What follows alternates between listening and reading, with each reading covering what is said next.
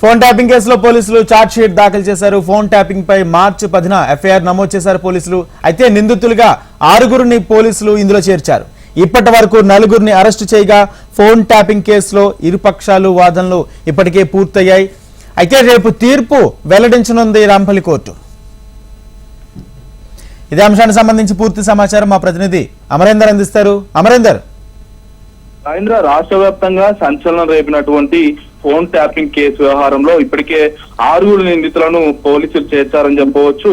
ఇందులో ముఖ్యంగా 4 పోలీస్ అధికారులు ఇప్పటి వరకు అరెస్ట్ అయ్యారు.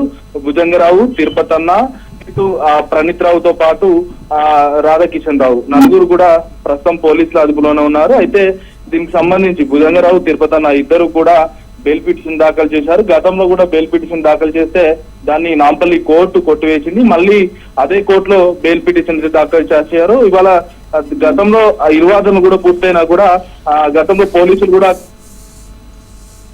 భుజంగరావు, తిరుపతన్న ఇద్దరికి సంబంధించి కూడా బెయిల్ సంబంధించి ఏదో ఒక క్లారిటీ వచ్చే అవకాశం ఉన్న నేపథ్యంలో ఇవాళ పోలీసులు మళ్ళీ ఛార్జ్ షీట్ ను ముందుకు తీసుకొచ్చారు. ఛార్జ్ షీట్ ను కూడా దాఖలు చేశారు. మార్చి 10న ఫోన్ ట్యాపింగ్ సంబంధించి కూడా ఎఫ్ఐఆర్ కేసును కూడా నమోదు చేశారు. దీనికి సంబంధించి ఛార్జ్ షీట్ కి సంబంధించి ఒకసారి చూసుకుంటే రాజకీయ దురుద్దేశంతోనే దీనికి సంబంధించి ఫోన్ ట్యాపింగ్ పాల్పడ్డారు. భుజంగరావుతో పాటు తిరుపతన్న కీలకంగా ప్రణీత్ రావు ఇచ్చే ఆదేశాలను తూచా తప్పకుండా వ్యవహరించారు. ప్రణీత్ రావుకు సంబంధించి ఇప్పటికే అతను హెడ్ గా ఉండి వీళ్ళను భుజంగరావుతో పాటు తిరుపతన్నను ప్రతిపక్షాలు ఎవరైతే ఉంటారో గతంలో ఉప ఎన్నికలు జరిగిన సందర్భంలో కావచ్చు ప్రతిపక్షాల నేతలు కీలకంగా బండి సంజయ్ తో పాటు చాలా మంది కీలక నేతలు కిషన్ రెడ్డి, ఇలా రేవంత్ రెడ్డితో పాటు రేవంత్ రెడ్డి అనుచరులు కొండలరెడ్డి, ఇలా చాలా మంది పేరు మీద కూడా వాళ్ళందరినీ కూడా ఫోన్ ట్యాపింగ్ చేయడం, వాళ్ళకి సంబంధించిన వాళ్ళకి డబ్బు చేరవేసే క్రమంలో ఆ డబ్బును పట్టుకోవడం, దాన్ని బీఆర్ఎస్ పార్టీకి చేరవేయడంలో ముఖ్య పాత్ర పోషించారని కూడా ఛార్జ్ షీట్ లో కీలకంగా వ్యవహరించి ఇప్పటికి చెప్పారు. ఇప్పటికే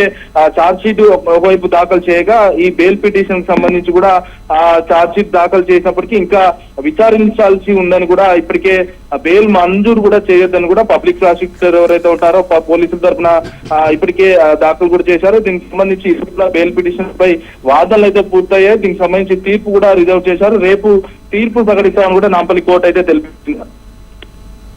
థ్యాంక్ యూ అమర్.